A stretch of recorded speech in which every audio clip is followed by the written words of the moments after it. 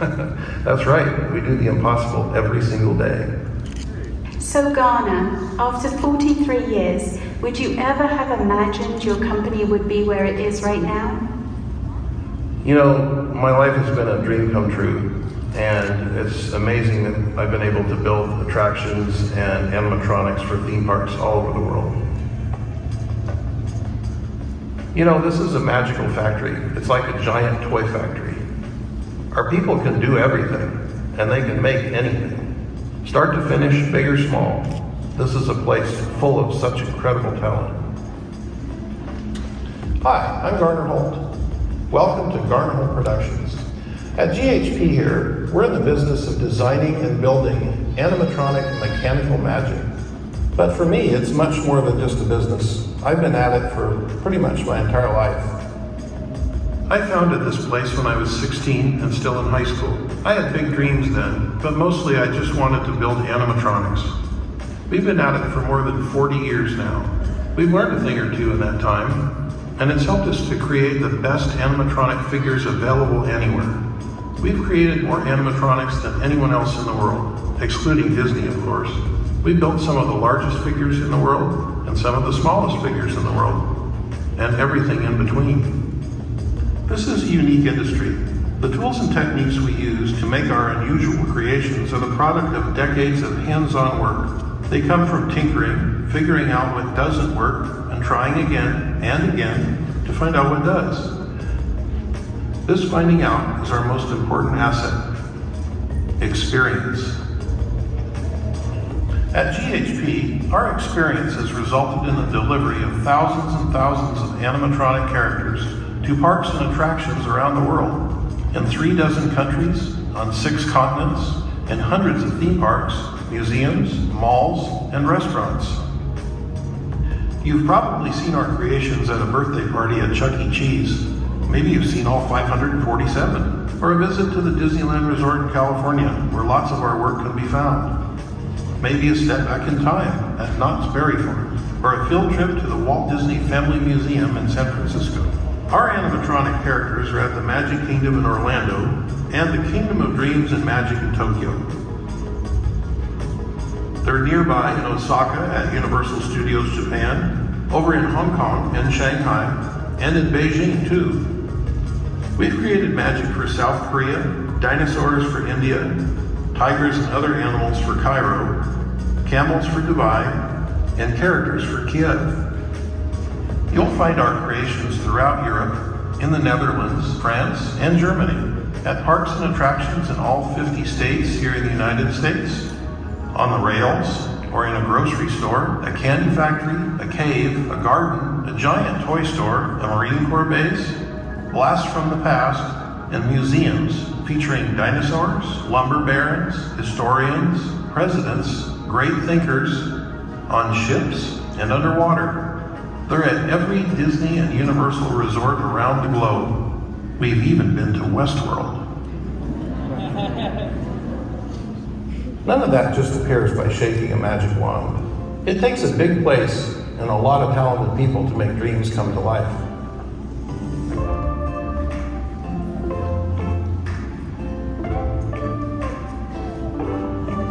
Here in our imagination think tank, GHP Creative, we dream up whole worlds in attractions, exhibits, retail and dining experiences, and more. Everything begins with a spark of imagination. Here, we create detailed artwork, models, show scripts, and complete concept packages. Beyond animatronics, the experiences we create are made complete with our in-house sound and lighting design and production, sets and scenery, and spectacular special effects, all done under strict creative supervision. We have licensed PEs on staff, along with a team of experienced animation designers and engineers. Together, they create the blueprints for animatronics and other creations that will stand the test of time. There's that word again, experience. Over the years, we've designed thousands of theme park quality animatronic figures that are performing in venues around the world every single day. But design is just the beginning. We have a lot of fun around here, but it takes some serious work to keep the gears turning. Our business office handles international and domestic contracts, purchasing, and shipping and receiving. I've had 6 different shops since I started, from my bedroom to the garage, and now this, over 120,000 square feet of design and production space. Here in fabrication, we assemble animatronics or other mechanical creations. Our bearings, rod ends, and actuators are all aircraft quality, ensuring long-lasting performance. We even make a range of our own custom actuators. That includes the only mechanical feedback, closed-loop, analog pneumatic solution on the market. Things like that rely on years of hands-on experience. GHP is a pioneer in the use of electric actuation for theme park animatronics. In fact, we introduced some of the very first into the Disney parks more than a decade ago. Since then, we've developed custom miniature motor drives for harmonic and other motors and have created well over 100 animatronic figures using high-end industrial electric motors for all sorts of attractions. We have an unsurpassed reputation for building world-class human figures, featuring exceptional realism and functionality. Everything from movie stars to rollicking pirates, beloved writers and community leaders, founding fathers, entrepreneurs, miners, and museum-quality reminders of our nation's history. GHP's extraordinary expressive head technology is the culmination of years of self-funded research and development. New control systems, silicone skin formulations, and specialty attachment methods have resulted in figures with striking levels of motion capability and realism. They are expressive far beyond any existing animatronic character.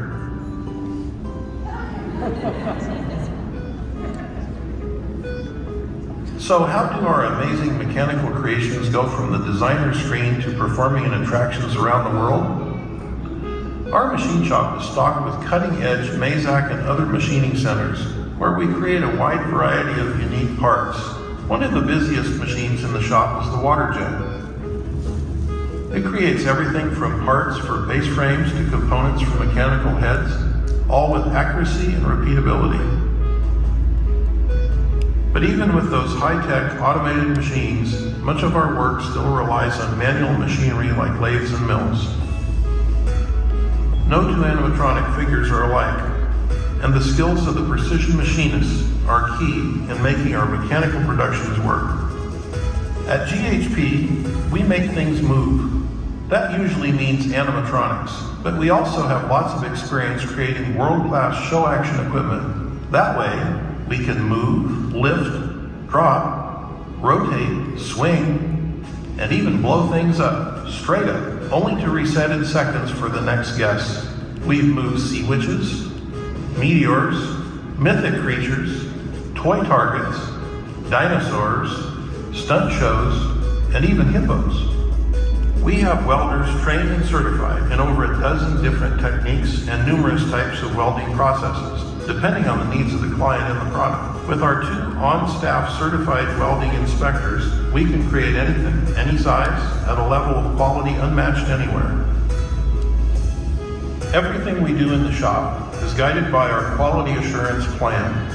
This document governs how we do things around here to ensure our animatronics are the very best available anywhere. We look at it all, from individual precision parts to welding, assembly to rigorous standards, and our favorite 4-letter word, documentation. Our approach is having more experience designing and building animatronics than all of the private animatronic builders combined. No, really, look it up. Alongside our mechanical prowess is a creative dimensional design team and tools second to none. From digital sculpting to multiple large format 3D printers for maquettes, first articles, and body shells, and even a KUKA milling robot, we are the on-model experts. We've made IP creations for Mattel, Disney, Pixar, DreamWorks, DHX and Sony, Illumination, Blue Sky, ILM, and more. In fact, I think we've created more IP animatronics than, well, you know. Out in the plastics department, our team creates intricate matrix molds and quality glass smooth parts in resin, fiberglass, and more. I think our friend Dick Van Dyke explained the work of the plastic shop best.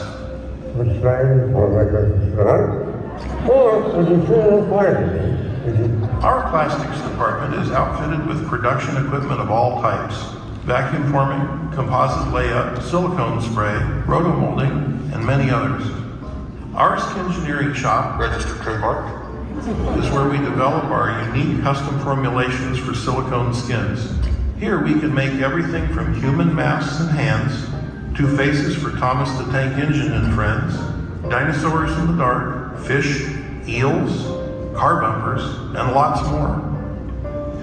And now we're off to paint. With our undershells and skins complete, they're ready for paint. We have an AQMD rated paint booth for large-scale things like cars and other big elements, plus other dedicated spaces for skins and blacklight painting. We excel at staying on model and making highly realistic skins. Of course, that still takes lots of... Animatronics need the right setting to look their best, no matter what the venue. Our set and scenery department has created stunning scenery for individual figures and entire attractions. Our team can do anything: nature, on land or under the sea, rocks, terrestrial and otherwise, historical machinery and rustic structures, tools for exploration or music making, legendary gifts, and haunted hillsides. Scenery that's sweet, scary, mechanical, constructive, iconic, silly, monstrous, stylized, and even out of this world. In figure finishing, we have the fur, eyes, teeth, nails, claws, and hair that add a real sense of life to our characters.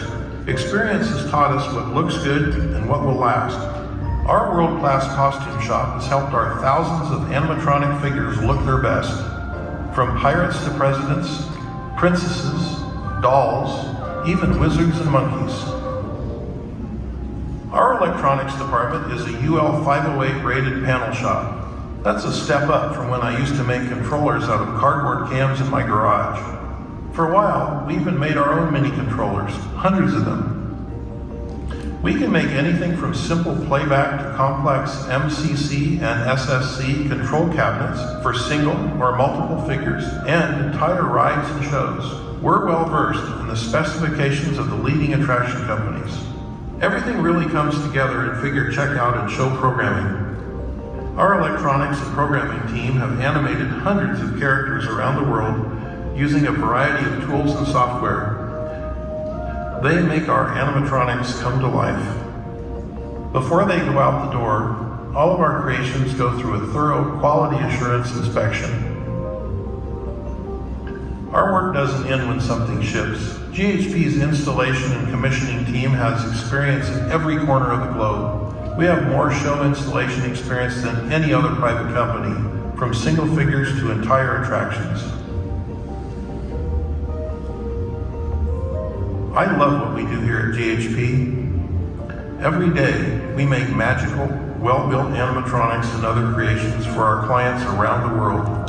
We've been blessed to be chosen to work on some of the most iconic attractions anywhere. It makes me feel good that we can contribute our dedication and, yes, our experience to so many wonderful clients and projects. Being recognized for our efforts is the cherry on top of what we do every day here at GHP. We've been part of more THEA award-winning projects than anyone except for Disney. As an entrepreneur, receiving praise for doing what I love to do is very gratifying. But awards and recognition aren't why we keep at it every day. People love to visit us here at the shop. It's easy to start taking it for granted, but the world is enamored of what you and we do for a living. When kids come through here on a school tour, they see what goes into our work. They see the various steps along the way. They even see attractions here showcasing the finished product, including a visit with Mr. Lincoln, mysterious pirates and ghosts, and one of our famous touring shows, Backyard Monsters, featuring giant car-sized insects. That can inspire a life of creativity, just like my first trip to Disneyland. That sort of thing truly inspired mine. They say when you love what you do, you never work a day in your life. I was a fan of the theme parks long before I was a vendor. I do this because we love what we do, and I don't feel like I've ever worked a day in my life.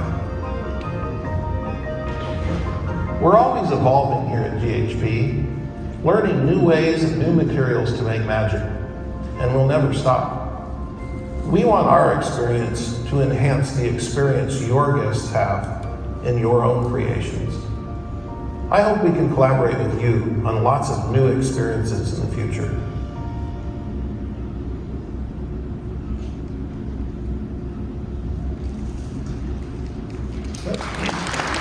Thank you.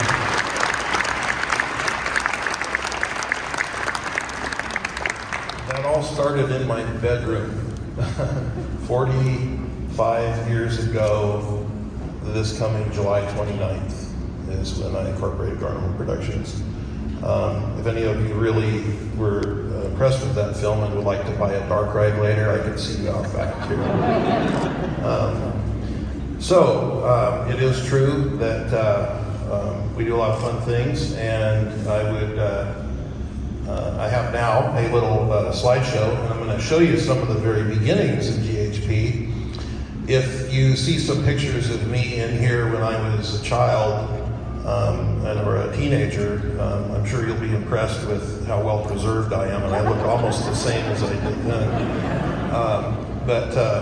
So this is a little slideshow about the Haunted Mansion Holiday, which was a show we created 20 years ago now. I was just in the mansion yesterday, and on the cake, there's a 20 in there, and that's kind of homage to 20 years. I mean, it really seems like it was only yesterday. So this little show here is some slides that start out. We won't spend much time on this particular one. This just tells a little bit about who we are and what we've done, but we've already gone over that. So some of the more recent things that we've done. Any of you see Pets in Hollywood? That's a cool. There's a little kitty right there. So this all started basically as when I was a kid, probably 12 years old. I kind of grew up on like a farm with horses, and my parents wanted me to be a horseman and a veterinarian. And until I saw the Osmonds tour this place called the Haunted Mansion on TV in one afternoon, and I flipped out because I loved the movie monsters. I loved the Munsters, and I wanted their house. And so I built little haunted houses in the backyard. And I heard about the Haunted Mansion. I'd never been there. And I asked my parents, can you take me to this Disneyland to see the Haunted Mansion? And so they did. That was a fatal mistake that they made. Fatal mistake. I, at that point, had been on a horse since 2 days after I was born until I was about 10 years old. And I put horses behind me, and I said, I want to build theme park rides. I still to this day remember leaning over the back seat of the car saying, I want to build the Haunted Mansion when I grow up. And just like it was yesterday. So I started experimenting early on with theme park rides in the backyard. I wanted to build a Pirates of the Caribbean. So this, actually my parents bought me the record, the Haunted Mansion record, and I would play it over and over and over again. This is one of my early attempts at a pirate ride thing. So that's me in the boat, and my friend's getting ready to launch me down the ramp into a muddy pit. And that grew to a point to where I nearly broke a child's legs in the boat, and my parents stopped that. So I said, well, what can I do that isn't endangering the lives of the children in the neighborhood? And they said, well, my dad will help me. Dad will help you build a little shack. So I designed, I'm splashing down, so this was my first haunted house. It was about the size of a bathroom, and it had a couple of rooms. That was my drawing of it. My dad helped me build this little shack out in the backyard. And this is the floor plan. You know, it has the important dead man, and then there's a guillotine and the skull, I think, something like that. Newspaper came out, saw it, everything went crazy. 400 people showed up and started raining. And later on, one of the malls in San Bernardino called me and said, "You did a cool haunted house we saw in the paper. Could you do one for the mall?" And I said, "Well, sure I can. I can do anything." So this was in the paper. This was in my garage where I was trying to sculpt masks and creatures and things. And experimenting with animation. So in order to build my first haunted house, I with my parents, I told them I needed to do something to work for the mall. So this, I believe I'm 16 in this picture. We bought for $400 a burned out construction trailer that burned, and I replaced it with all the walls and things, and I made a haunted house. My mom actually had to drive me to work every day at the haunted house because I didn't have a license yet. But this was the haunted house. There's the proud owner, and as you can see, it looked really good. So that's my haunted house, Garner Holt's Haunted House of Mystery, and it was a big hit at the mall. Look at that cube, isn't that amazing? So it was like that all the time. So I had people going through there. So other malls started to see that and say, "Well, can you build this one?" So sure, I did that, and that was the beginning of Garner Holt Productions, and did a lot of mall stuff for years in the late 70s, early 80s, and then I wanted more than anything. That's the Mall of Orange Haunted House there, me as a pirate, and I wanted more than anything. There's some of the artwork of the organist, Ludwig the organist, and him jumping out of his seat. There's the actual piece itself, and then he'd spin around and fly across the room at you. And that was some of my early animation. That was one of my first animated figures I ever built that were pneumatic. And so I really wanted to get into animatronics, which was my dream. So that's myself in the family room with my first Uncle Sam figure that I built, which is the first human figure I built. I was going to school that morning. I was in a sophomore in high school. I didn't have any money to get metal to make the legs and the arms. So those are pieces of my dad's fences that I sawed off with a hacksaw that were in the backyard around the horses. And so I cut up pieces unbeknownst to them and made metal parts. And so I built an Uncle Sam and learned how to do some electronic controls for it. And that was Uncle Sam coming together. And then this was him debuting in a show in the mall in a little stage I built out of plywood. And that was one of the mall shows. It got in National Geographic World magazine and a couple other magazines, Current Science, and then things started taking off. Well, one thing led to another. I got a tape of it to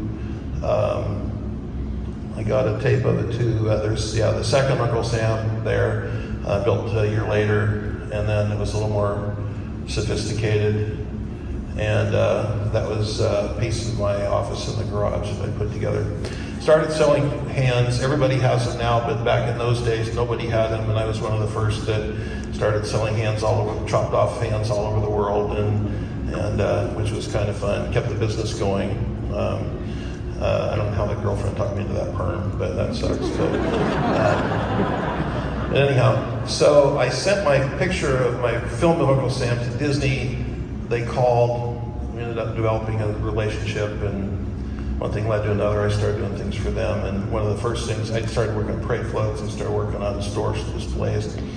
And then an idea came up for the Haunted Mansion holiday, which was surreal to me because this is the Haunted Mansion I dreamed of as a child. That I wanted to build the Haunted Mansion, and now somebody was coming to me saying, "Would you like to come in this place and tear it all apart and help us do something really different with it?" Really? They decided to choose me to do this show with them. I didn't design the show. Steve Davidson, brilliant Disney people. And so many of the decorations and things were done by them. I don't want to, I can't take credit for it. Most everything that you'll see here today, if you're familiar with the show, or things that we did, I should say, my company. So this is the load-in card in the grand hall, in the load-in area. And so this is what it looked like going together in the shop, a bunch of scaffolding with a bunch of figures starting to appear on it. I assume most of you have seen the Haunted Mansion Holiday, I guess. So this is some of the figures in that card. Each one is separate and had its own animation, little gags and things like that. There's the Sally one. They were aluminum flats, or painted, and they had various animation. This is what one of them looks like. I guess that's Sally there from behind. Excuse me, the animatronic parts of it. And then there's the doctor, and his head says Noel when it opens up. This is looking at it from the back. We can see where it's cut out there, and it opens up. And so these are, this is painting black light. So we did this show in Tokyo as well. 3 years later, Tokyo Mansion, they wanted it kind of just like the one in California. So this was in the black light shop painting these. Anybody recognize any other figures in there? We have the way back in the back. I think that's the box of bought back there from Buzz Lightyear. There's the famous shattering windows. That's getting ready to paint the frames. There is a hidden Mickey in all of them, if any of you have noticed. I'm not going to tell you where it is, but you can watch for it when you're there. This is one of them for the back. This is the glass here, and putting together the stained glass. You can see the detail there. Putting together the frames. There's the singing plants. Those are my favorites on their stand. And they're in the conservatory, and then also in the hallway.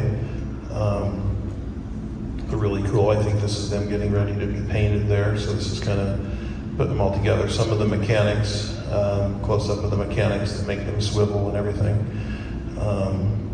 So there they are, and their stands. Those are really fun to make. I really like those. So we have, that's me programming in the mansion, I think, sitting at a table one night, programming stuff. There's the wreath in the hallway, and there's the wreath on the floor in the shop, I guess. There's putting all the foliage on there, and it's a pretty big wreath. It looks like it's eating someone there. There's the big Christmas tree in the Grand Hall. It has spiders and that travel up and down on little webs and things. And I'm sure it's no secret to all of you there that in the Grand Hall where the ghosts are, that it's a Pepper's Ghost effect. There are great big giant panes of glass there, and we were told in no uncertain terms that this tree is assembled. It's big giant metal limbs that are covered with material, and when we were assembling it, they're big and they're heavy and they're steel, and we were within 2 feet of panes of glass that they told us in no uncertain terms, if you break this glass, and it's about $1 million worth of glass, and so don't do that. And I said, okay, so we stayed really away from the glass, but it was a really neat piece, and that's one of the spiders holding the Christmas bulbs, and there's all the candles that go on the tree. There's the tree getting produced with putting all the material on the steel, and there's the scroll. You see Garner Holt on there. It's really funny, but the person who made that, see, at the time, Garner Holt Productions wasn't very well known, but they knew there was Garner Holt worked on the Haunted Mansion. So I'm the only one that had my name on there twice. Everybody had their first name, and the person who printed this said they thought there was a Garner and there was a Holt. So they said, I'm going to put Garner's name and I put Holt's name too. So that was cool. I had both my names on there. So then there's Pumpkin Mountain. This was in our backyard of the shop, putting the pumpkins onto the big Pumpkin Mountain. And as you can see, it's pretty good size. made in a couple pieces so we could haul it in there. These pictures, another surreal thing about this is these photos were taken about a week before, or about 2 weeks before 9/11 happened. And every time I see these photos, I'm like, it brings me back to that time. It's very strange. But because we loaded it in the end of September in 2001. So there it is back inside the shop where it's getting final paint and everything's getting touched up, ready to go. There's Jack, apparently without his dentures. We have Zero there off to the side of him. And that's some of the skeleton mechanics, inside the head, I believe. There's Oogie Boogie with his spinning wheel and bag of bugs. And he's pretty animated. He was a lot of fun to do. Pulls the lever, and then you get a prize as you go by the mirrors. Which, there's the sculpt. That was in the sculpt room of Oogie, the original sculpt. That was kind of neat. And there's the big bag of bugs himself. That's building the spinning wheel. It's kind of a nice piece. And then here's the overlays that went over the existing mirrors that are in the unload area to where you can see the different prizes that you win of Oogie's spinning wheel.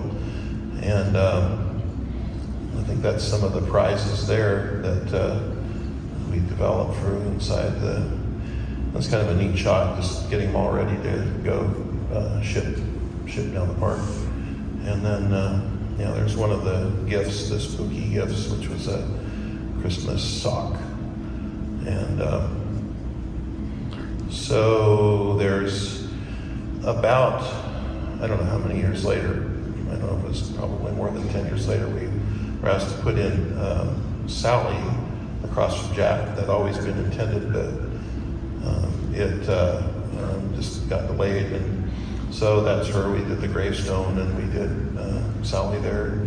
She blinks her eyes and her leg flips up in the back. She kind of pines for Jack. She's staring at Jack, wishing that she was with him. And so there's the Tokyo house, and a lot of the stuff on the outside there were things that we did. And I think that's the end of the slideshow. So I'm not checking anything here other than my time. I'm not looking at, so I got 3:38, so I'm supposed to go till 4 o'clock. So we got about 20 minutes here, so I'm going to talk just a little bit more about Mansion. It was, as I say, very surreal, very amazing thing to have been involved in. In those days, we just the whole team went in there, spent a month in there, in the attic, the real attic, in the bowels, the basements, everything. We got to see everything, do everything, anywhere we wanted, just all night, overnight. It was just amazing. Still can't tell you how strange that was as a child, dreaming of that place and then getting to have the run of it in a sense, But they were a pleasure to work with. Disney's a great company, and we were proud and pleased to be able to do these things for them. Great team, great creative team. They developed all this stuff. They did all the artwork and that for it. We just basically built what they tell us to build. That's how a lot of things that we do. People say to us all the time, do you come up with all this stuff? And, in some cases we do. We have a creative department. People come to us and say, we want a dark ride. Okay, what do you want? Well, we want a themed dark ride like Pirates. Okay, after that, what do you want? We don't know. You tell us. So that's cool. That's fun. Go do that. Cookie cutter stuff is fun too. It's nice to have a continuous source of income like Chuck E. Cheese. Built 32 Chuck E. Cheeses every 3 months or 4 months for 20 years. That I have Chucky standing in my shop, and when people come in, I say, "Hey, homage to this figure. He bought this building." So Chucky has an honorary spot in my shop. It's fun to have things that are cookie cutter, and then it's also nice to have companies come to you and throw down a stack of blueprints this thick and say, everything is here. You do exactly what we want you to do here, down to the color, the nuts and bolts, And you say, okay, this is how much that'll cost. Let's go do it. And so it is, the diversity of that is really great. I've had I get that a lot with private customers. I have some customers out in Malibu and LA. There's one fellow that has about $12 or $13 million worth of animation in his basement. He just likes animatronics, and he keeps buying toys from us, And a lot of times, house in Malibu out there, one of them, they didn't know what they wanted. They said, I want stuff that scares people in my house. And I said, well, what do you want? He says, I don't know.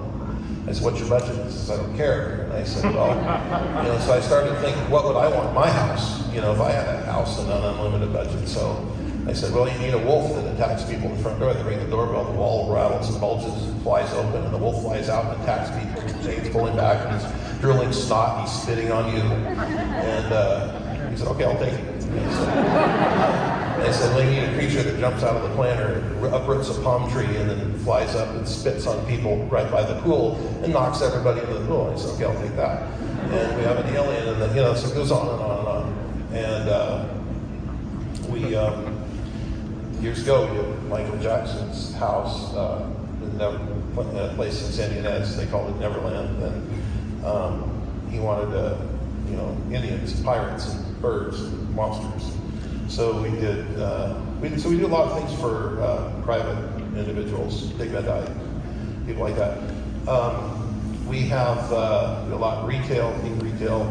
Don't do haunted houses anymore. I don't really. We kind of veered away from anything that had to do with liability with people. It touches people, and we stopped scaring people into the point where they fall into a pool and things like that. I stood there watching the gentleman do this to people, and I thought, we're going to get sued and lose our lives. But it's a lot of fun. And in any case, we do things for the military. So you saw some things in there at Camp Pendleton that the soldiers get trained, and they run through, and they run into terrorists, and the terrorists can pull knives on them, and the terrorists can get shot, and they fall down on their backs, and they die, and they pop back up and come alive again, and they throw grenades at you, and they can shoot at you, and you can shoot them. And, it's crazy, but it trains soldiers, which is important. You send these kids overseas, and they don't know what they're going to need help with the training. So a lot of weird things like that.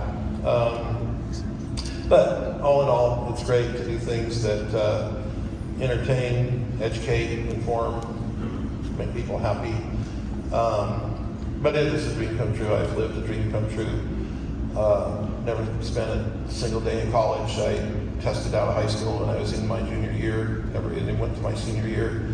So anybody out there that thinks that they have to spend half their life in college to get anywhere, I would say, love what you do, passion, work on it day and night, live the dream, never give up, keep going. I ran into obstacles that, people would just stop. Quick story, and then I'll take questions. So, first figure I built, Uncle Sam, I needed eyes. I tried over and over and over to make eyes, painting wooden balls. It couldn't work. Didn't work. Got worse and worse and worse. And I thought, okay, I'll just find the people that make eyes for people. So I looked in the phone book, ocularist, Don Kluge, San Bernardino ocularist. Called him up. I said, I need some eyes for my figure. How much are they? And he says, we talked a bit. He said, they're about $1,500 a piece. It's about $3,000 for a pair. And I'm like, well, that's 10 times the budget of my entire project. I cannot do that. He says, well, I'll tell you what. He says, I won't sell them to you, but come on down here on weekends and talk to me. And he says, maybe I can teach you to make them. So I went down there. I spent a whole year riding my bike to his shop while I was building things. I learned how to make ocular quality eyes. In fact, I used to wear a little coat, and I would help him fit patients with them. And so that was an obstacle. you know, I didn't solve it overnight. It took a year or more to solve it, but I'm better for it now. You know, it gets you to the final goal, whatever it takes, no matter how long it takes to get over that obstacle.